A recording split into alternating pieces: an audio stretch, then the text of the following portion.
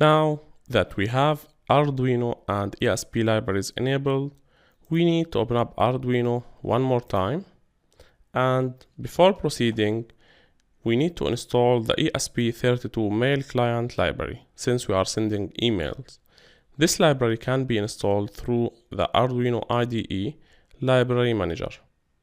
So in your Arduino, you have to go to Sketches and Include Library, then Manage Libraries.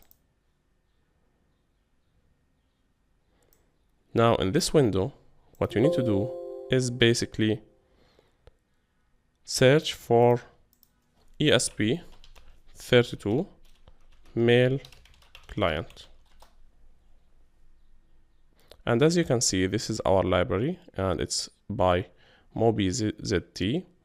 Click once and click Install. It won't take long and you will be done easily. As you can see, now it's installed, and that's it. This is how you can easily install the ESP32 Mail Client library. Thanks for watching. Next, we are going to create a new account to be used as sender for emails.